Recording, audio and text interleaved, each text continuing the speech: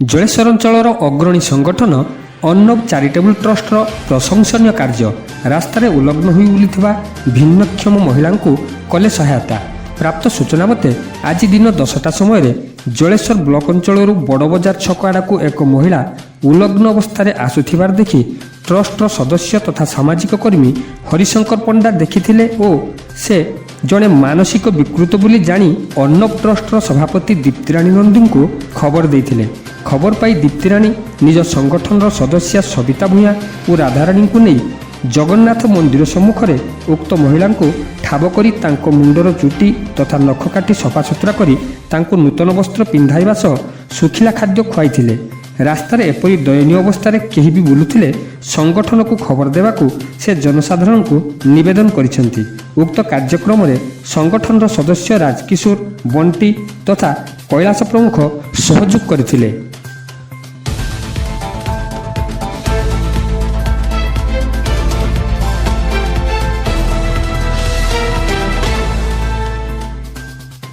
Jaleswar block ଓ ନଗର କଂଗ୍ରେସ ପକ୍ଷରୁ ବିଦ୍ୟୁତ ଶୁଳ୍କ ବୃଦ୍ଧି ପ୍ରତିବାଦରେ ଆଜି ଜଳେଶ୍ୱର ନେସ୍କୋ କାର୍ଯ୍ୟାଳୟ ସମ୍ମୁଖରେ ଗଣଧାରଣା ଦିଆଯାଇଥିଲା। ଆଜି ପୂର୍ବାହ୍ନ 9 ଘଟିକାରେ କଂଗ୍ରେସ ନେତା ସୁଦାମ ପାତ୍ରଙ୍କ ସମେତ ଦଳର ବହୁ ପୁରୁଷ ମହିଳା କର୍ମୀ ସରକାରଙ୍କ ବିଦ୍ୟୁତ ଶୁଳ୍କ ବୃଦ୍ଧିକୁ ନିନ୍ଦା କରିବା ସହ ସରକାରୀ ବିରୋଧୀ ସ୍ଲୋଗାନମାନ ଦେଇଥିଲେ। ବିଭିନ୍ନ ବଡ଼ ବଡ଼ କଳକାରଖାନାରେ କୋଟି କୋଟି ଟଙ୍କାର ବିଦ୍ୟୁତ ବିଲ୍ ବାକି ପଡ଼ିଥିଲେ ମଧ୍ୟ ସରକାର ସେଥିପ୍ରତି ଧ୍ୟାନ ନ ଦେଇ ସାଧାରଣ ଲୋକଙ୍କ ଉପରେ ଆର୍ଥିକ ଚାପ ସୃଷ୍ଟି କରୁଛନ୍ତି ବୋଲି ସେମାନେ ଦାବି କରିଥିଲେ। କରୋନା ମହାମାରୀ କାରଣରୁ ନିମ୍ନ ଓ ମଧ୍ୟବିତ୍ତ ଶ୍ରେଣୀର ଲୋକଙ୍କ ଆର୍ଥିକ ସ୍ଥିତି ଦୁର୍ବଳ ଥିବା ସମୟରେ ରାଜ୍ୟ ସରକାରଙ୍କର ବିଦ୍ୟୁତ ଶୁଳ୍କ ବୃଦ୍ଧି ସାଧାରଣ ଲୋକଙ୍କ ପାଇଁ ବୋଝ ଉପରେ ନଳିତା ବିଡ଼ା ପରି ଲାଗୁଛି। ତେଣୁ ସରକାର ଯଥାଶୀଘ୍ର ବର୍ଦ୍ଧିତ ବିଦ୍ୟୁତ ବିଲ୍ ପ୍ରତ୍ୟାହାର କରିବାକୁ ଦାବି କରାଯାଇଛି। ନଚେତ୍ ଆଗାମୀ ଦିନରେ ଆନ୍ଦୋଳନକୁ ଅଧିକ ବ୍ୟାପକ କରାଯିବ ବୋଲି କଂଗ୍ରେସ ନେତାମାନେ ଚେତାବନୀ ଦେଇଛନ୍ତି। ଗୌରୀଶଙ୍କର ମହାନ୍ତିଙ୍କ ରିପୋର୍ଟ, Jcl TV।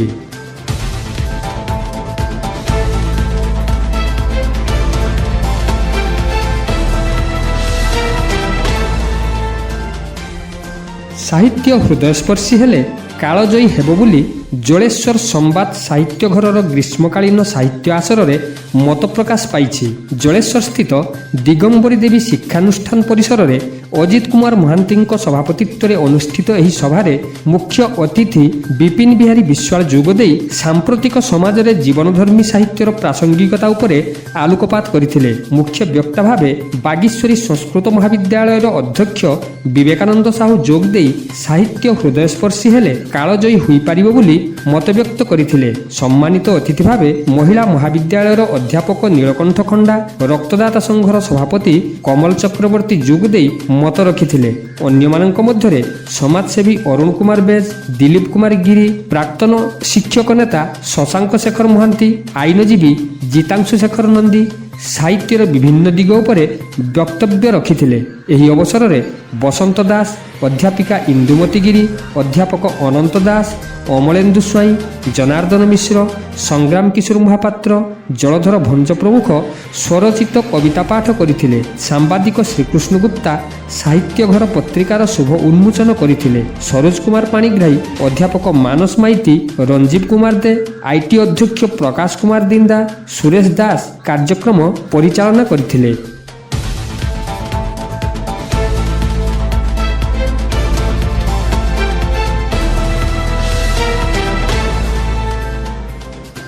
ମହାମାରୀ କରୋନାର ନିରାକରଣ ପାଇଁ 45 ବର୍ଷରୁ ଉର୍ଦ୍ଧ୍ୱ ବ୍ୟକ୍ତିଙ୍କ ପାଇଁ ଟିକାକରଣ ପ୍ରକ୍ରିୟା ଏପ୍ରିଲ 1 ତାରିଖରୁ ଆରମ୍ଭ କରାଯାଇଛି।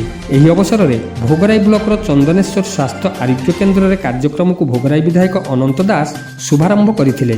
ଏଥିରେ ଭୋଗରାଇ ବ୍ଲକ ଅଧ୍ୟକ୍ଷା ମଞ୍ଜୁରାଣୀ ବେହେରା, ପୂର୍ବତନ ଅଧ୍ୟକ୍ଷ ଗଣପତି ଗିରି, ଜିଲ୍ଲା ପରିଷଦ ସଦସ୍ୟ ଦେବାଶିଷ ଚାନ୍ଦ, ହୁଗୁଳି ସରପଞ୍ଚ ତପନ କୁମାର ପଣ୍ଡା, କେନ୍ଦ୍ରର ଡାକ୍ତର ନିବେଦିତା ବେହେରା, ଫାର୍ମାସିଷ୍ଟ ଭଞ୍ଜ କିଶୋର ଜେନା, ସୁପରଭାଇଜର ପିୟୁଷ କାନ୍ତ ପାତ୍ର, LT ପଲ୍ଲବୀ ଜେନା, ସ୍ୱାସ୍ଥ୍ୟକର୍ମୀ ନିରୁପମା ଦେ, ଭାଗୀରଥୀ ପାତ୍ର ପ୍ରମୁଖ ଉପସ୍ଥିତ ଥିଲେ। ସେହିପରି ଭୋଗରାଇ ବ୍ଲକରେ ଥିବା 2ଟି ଗୋଷ୍ଠୀ ସ୍ୱାସ୍ଥ୍ୟ କେନ୍ଦ୍ର ସହିତ ବିଭିନ୍ନ ପ୍ରାଥମିକ ସ୍ୱାସ୍ଥ୍ୟ କେନ୍ଦ୍ରରେ 45 ବର୍ଷରୁ ଅଧିକ ବୟସ୍କଙ୍କୁ କରୋନା ଟିକାକରଣ ଗୁରୁବାର ଆରମ୍ଭ କରାଯାଇଛି। ଭୋଗରାଇ ବ୍ଲକ ଜଳେଶ୍ୱରପୁର ଗୋଷ୍ଠୀ ସ୍ୱାସ୍ଥ୍ୟ କେନ୍ଦ୍ରଠାରେ କାର୍ଯ୍ୟକ୍ରମକୁ ବିଧାୟକ ଅନନ୍ତ ଦାସ ଶୁଭାରମ୍ଭ କରିଥିଲେ। ତାଙ୍କ ସହିତ ବ୍ଲକ ଅଧ୍ୟକ୍ଷା ମଞ୍ଜୁରାଣୀ ବେହେରା, ପୂର୍ବତନ ସରପଞ୍ଚ ରମାକାନ୍ତ କରଣ, ପୂର୍ବତନ ଜିଲ୍ଲା ପରିଷଦ ସଦସ୍ୟ ହେମନ୍ତ କୁମାର ବେହେରା ପ୍ରମୁଖ ଉପସ୍ଥିତ ଥିଲେ।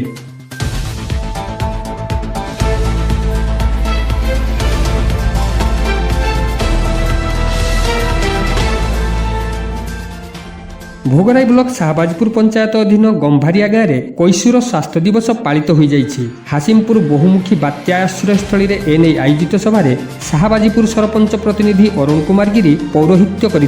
এথিরে চন্দনেশ্বর প্রাথমিক স্বাস্থ্য কেন্দ্রর মহিলা স্বাস্থ্যকর্মী নিরুপমা দে যোগ দেই সুষম খাদ্য ও শারীরিক যত্ন নেবাকু পরামর্শ ଦେଇଥିଲେ। এছাড়া ଏହି বয়সরে উভয় পুଅ ও ঝিও অবাটরে চালি যাউথিবারু পরিবার লোকে সতর্ক দৃষ্টি দেবাকু সে পরামর্শ ଦେଇଥିଲେ। পুরুষ স্বাস্থ্যকর্মী ভাগীরথী পাত্র পরিষ্কার পরিচ্ছন্ন রহিবা সহিত বজারে মিলুথিবা ফাস্ট ফুড ন খাইবাকু পরামর্শ ଦେଇଥିଲେ। অন্যମାନଙ୍କ ମଧ୍ୟରେ নায়ব ସରପଞ୍ଚ বঙ্কিম চন্দ্র জেনা, আশাকর্মী আরতি পাত্র, জয়ন্তী সেনাপতি, ওয়ার্ড সভ্য পীতাম্বর পাত্র, সমাজসেবী কাহ୍ନୁଚରଣ ବେହେରା ପ୍ରମୁଖ ଏହି ଦିବସର ତାତ୍ପର୍ଯ୍ୟ ସମ୍ପର୍କରେ ସଚେତନ କରିଥିଲେ।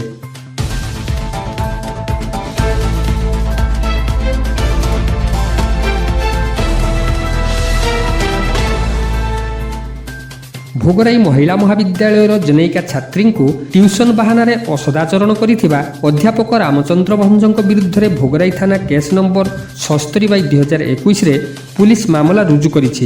এই মামলায় সম্পৃক্ত অধ্যাপকଙ୍କୁ পুলিশ দীর্ঘ 4 দিন থানায় অটক রাখিবা পরে সুপরিকল্পিত যোজনা মুতাবক সিআরপিসি ধারা 41 মূলে নোটিশ দেই ছাড়ি দিয়েছেন।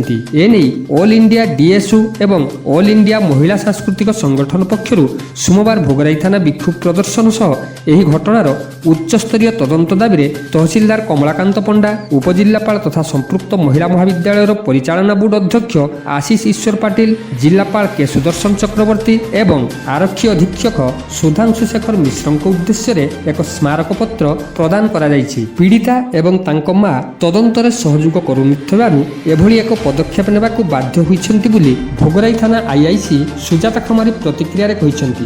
এভଳି এক স্পর্শকাতর মামলারে পুলিশর ভূমিকাকু নেই সাধারণরে প্রশ্নবাচী সৃষ্টি হয়েছে। ঘটনাটি সম্পূর্ণ মিছ ও মনগড়া হইলে সম্পৃক্ত নাবালিকা সমেত অভিযোগকারিণীଙ୍କ বিরুদ্ধে দৃঢ় আইনগত কার্যানুষ্ঠান গ্রহণ করা আবশ্যকতা রয়েছে। হেলে মামলার 8 দিন পরে বি পুলিশ কৌশি কার্যানুষ্ঠান ন নেই চুপ বসিথিবারু তদন্তকারী অধিকারিণীଙ୍କ স্বচ্ছতাকু নেই প্রশ্ন সৃষ্টি হয়েছে। সম্পৃক্ত অধ্যাপকଙ୍କୁ তুরন্ত গিরফ করা সহিত মহাবিদ্যালয় ছাত্রମାନଙ୍କ সুরক্ষা ব্যবস্থাকু সুনিশ্চিত করা, মদ মাদক দ্রব্য সহিত অশ্লীল ওয়েবসাইট সম্পূর্ণ নিষিদ্ধ করা, সম্পৃক্ত ছাত্রী অসদাচরণ ঘটনার উচ্চস্তরীয় তদন্ত দাবি করেছে ডিএসু। সচেতন নাগরিক Pradip Das, all India ডিএসু Bhograi block সভাপতি হরেকৃষ্ণ দাস, সম্পাদক আসমান রাজ, এআইডিওয়াইউ নেতা স্বপন পাত্র ও ওতন রাজ, এআইএমএসএস আবাহিকা সরোজিনী মহান্তি, বর্ষারাণী হাসদা, সানিয়া সুরেন, শ্যামসুন্দর হাসদা, সমরাই মারান্ডি প্রমুখଙ୍କ নেতৃত্বে এই বিক্ষোভ প্রদর্শিত করা যাইଥିଲା।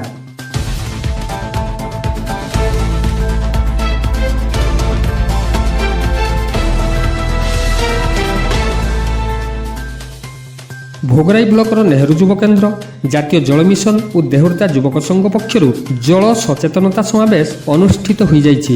ভোগরাইর বিভিন্ন গ্রামে পথপ্রান্ত নাটক মাধ্যমে লোকমানଙ୍କୁ জলর গুরুত্ব সম্পর্কে সচেতন করে। এথিরে সংঘর সভাপতি করুণাকর কামিলা, যুবকেন্দ্রর ঘনশ্যাম নায়ক, সত্যজিৎ আচার্য, ভাগীরথী ঘড়াই, সঞ্জয় বারিক, কিশন মহান্তি, মাধব চন্দ্রগিরি, মানস কুমার গিরি, প্রদীপ ঘড়াই, বিজয় ধড়া, সঞ্জীব ঘড়াই প্রমুখ সহযোগ করে। Bureau report জেসিএল TV.